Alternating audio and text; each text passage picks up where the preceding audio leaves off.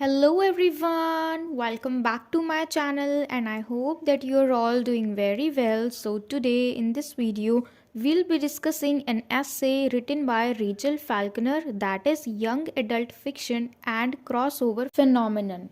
तो ये हमारी बैकग्राउंड रीडिंग का फोर्थ सेक्शन है जो कि आज हम डिस्कस करने वाले हैं in the form of essay. But before this essay goes on, let's quickly see the introduction to the author, that is Rachel Falconer. So she is one of the best known writers and novelist. तो ये बहुत ही ज़्यादा जानी मानी writer हैं और novelist हैं. And she primarily works in the field of modern literature, poetry, YA fiction यानी young adult fiction, children and cross literature. तो मॉडर्न लिटरेचर का क्या मतलब होता है? वो सारी राइटिंग्स जो लेट 90th और अर्ली 20th सेंचुरी में लिखी गई थी, ये सारी राइटिंग्स हमारी क्या कहलाती है? Modern writings.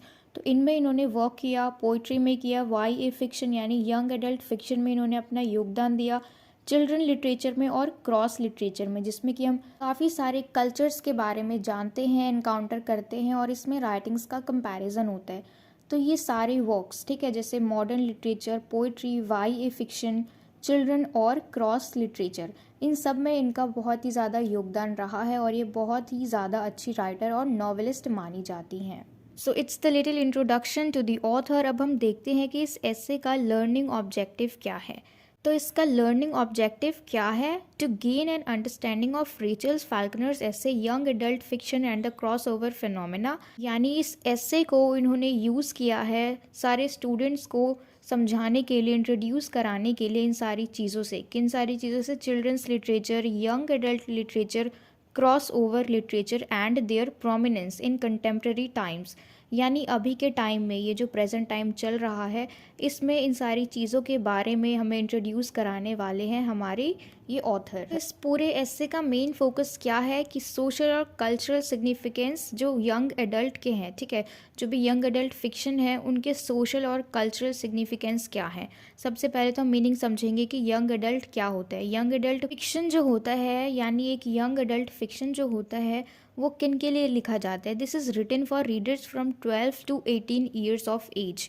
ठीक है, यानी 12 से 18 साल के जो बच्चे होते हैं उनके लिए ये सारी बुक्स लिखी जाती हैं, यंग एडल्ट फिक्शन. ठीक है, जो कि हम आज पढ़ने वाले हैं, जो कि किस तरीके से बहुत ही तेज़ी के साथ, टाइम के साथ बहुत ही बदलता जा रहा है. ठीक है, और ये जो स्टोरी है, इसके जो थीम्स हैं यंग एडल्ट फिक्शन में, वो भी अब धीरे धीरे टाइम के साथ चेंज हो गए हैं. ठीक है, अब यंग एडल्ट फिक्शन में क्या होता है, जब हम इसमें कोई कहानी पढ़ते हैं तो ये सिर्फ एक सिंपल नैरेटिव नहीं होता, एक प्रोटैगनिस्ट के बारे में कोई कहानी नहीं होती, लेकिन इसमें हमें बहुत ज़्यादा डीपर थीम्स दिखाया जाता है. उसमें हम एक्सप्लोर करते हैं meaning of what it means to be a human. यानी हम सिर्फ कहानी को पढ़ के छोड़ नहीं देते हैं, हम उसको अच्छे से जानते हैं. ठीक है, उसमें हम ऐसी चीज़ें सीखते हैं कि सच में एक इंसान होना क्या होता है, इंसानियत क्या होती है. टेक्नोलॉजी के एवोल्यूशन के साथ साथ, इसकी बढ़ोतरी के साथ साथ, YA फिक्शन जो है, यंग एडल्ट फिक्शन, इसका ज़्यादा फोकस किस पे है अब? साइंस फिक्शन पे और एग्जिस्टेंशियल क्वेश्चंस पे. यानी ऐसे सीरियस डीप क्वेश्चंस जो मान लो नेचर के बारे में है, कोई सीरियस चीज़ है, किसी के एग्जिस्टेंस के बारे में है, तो इन सारी चीज़ों पे YA फिक्शन का ज़्यादा फोकस हो गया है. ठीक है, साइंस फिक्शन पे और एग्जिस्टेंशियल क्वेश्चंस पे. फाइनली अब हम इस एस्से की एनालिटिकल समरी को स्टार्ट करते हैं. तो इस एस्से की शुरुआत में ही हमारी ऑथर जो हैं वो इस बात को रखती हैं कि किस तरीके से चिल्ड्रंस लिटरेचर ने बहुत ही ज़्यादा मोमेंटम यानी स्पीड से अपनी जो बहुत ही अच्छी रेपुटेशन बनाई है अमंग दी अडल्ट ऑडियंस. ठीक है, यानी बहुत ही ज़्यादा स्पीड में चिल्ड्रंस लिटरेचर ने अपनी अच्छी सी रेपुटेशन बनाई है among the adult audience during the past few decades. फिर वो बताती हैं कि कैसे she is giving the example of Harry Potter series as well which is written by JK Rowling. ठीक है, तो इस पूरी सीरीज़ को, ये जो हैरी पॉटर सीरीज़ है, ये बहुत ही ज़्यादा आउटस्टैंडिंग वर्क है. तो क्योंकि इसमें देखो, ये जो हैरी पॉटर सीरीज़ है, इसमें सारे एलिमेंट्स जो हैं वो चिल्ड्रंस लिटरेचर के यूज़ हुए हैं. ठीक है, जिस तरीके से हम फैंटेसीज़ की बात करते हैं और यूटोपिया की बात करते हैं, तो ये सारी चीज़ें हैरी पॉटर सीरीज़ में यूज़ हुई है. और ऐसा भी नहीं है कि इसको सिर्फ बच्चों ने ही देखा, बल्कि इसे एडल्ट्स लोगों ने भी देखा, क्योंकि ये बहुत ही ज़्यादा आउटस्टैंडिंग वर्क है. इसको हम सब ने देखा हुआ है, हैरी पॉटर सीरीज़ को, जो कि JK रोलिंग ने लिखा हुआ है. फिर इसके बाद हम जानेंगे कि क्रॉस ओवर लिटरेचर जो है, इसका मतलब क्या होता है. कि जब कोई वर्क ऑफ फिक्शन यानी किसी भी तरीके का फिक्शन जो है वो अपनी बाउंड्रीज से ऊपर उठ जाता है, यानी हम कह सकते हैं एक तरीके से बाउंड्रीज़ को क्रॉस करके उस बाउंड्री के ऊपर उठ जाता है, ठीक है।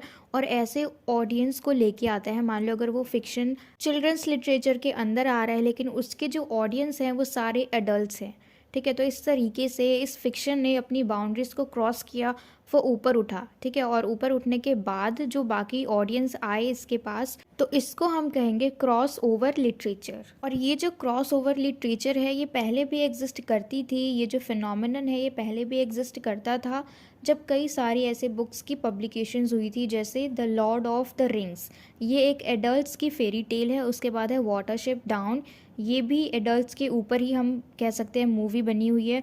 उसके बाद है स्टार वार्स, इसके जो टारगेटेड ऑडियंस हैं वो किड्स हैं, ठीक है। तो ऐसे ही काफ़ी सारी बुक्स जब पब्लिश हुई थी तो रीडर्स ने इनको रिकग्नाइज़ किया था स्टार्टिंग में ही, ठीक है, कि वो चिल्ड्रंस लिटरेचर है या फिर एडल्ट्स के लिए बने हुए हैं। उसके बाद हमारी ऑथर जो है वो आगे बढ़ती है, उनका फोकस पूरा किस पे है, importance of young adult fiction, क्योंकि इसमें काफ़ी सारे चेंजेस आ गए हैं पहले के हिसाब से।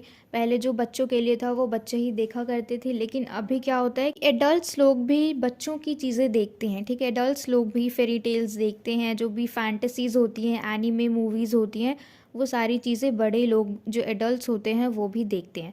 तो किस तरीके से एंगेज होते हैं वाई ए फिक्शन में, यंग एडल्ट फिक्शन में, तो इन सारी इम्पोर्टेंस पे हमारी ऑथर अब बात कर रही हैं। तो टाइम के साथ साथ जैसे जैसे वाई ए फिक्शन में चेंजेस आते जा रहे हैं और ये चेंजेस जो हैं वो बहुत ही जल्दी डेवलपमेंट ला रहे हैं, ठीक है। कि पहले तो उन्होंने टारगेट बनाया हुआ था कि ये चीज़ें वो सेल करेंगे बाहर जाके, ठीक है, और मतलब मार्केटिंग कैंपेन्स के अकॉर्डिंग ही वो चिल्ड्रंस लिटरेचर को, चिल्ड्रंस बुक को पब्लिश करते थे, मूवीज़ बनाते थे, सीरीज़ बनाते थे। लेकिन अब ये सारी चीज़ें धीरे धीरे डेवलप हो रही हैं, ठीक है। अब वो सारी चीज़ें जो चिल्ड्रंस लिटरेचर है उसके ऑडियंस सिर्फ चिल्ड्रन ही नहीं है, सिर्फ किड्स ही नहीं है, बल्कि कौन हम देख सकते हैं वो अब एडल्ट्स भी हैं। इसके बाद हमारी ऑथर कहती हैं कि वाई ए फिक्शन जो है वो काफ़ी ज़्यादा प्रोमिनेंस को गेन कर रहा है, यानी इसकी जो प्रसिद्धि है वो बढ़ रही है during the mid 20th century, ठीक है। क्योंकि काफ़ी सारे बुक्स ऐसे पब्लिश हुए हैं, जैसे एनिमल फार्म जो कि 1945 में पब्लिश हुआ था और ये एक चिल्ड्रंस बुक है, ठीक है।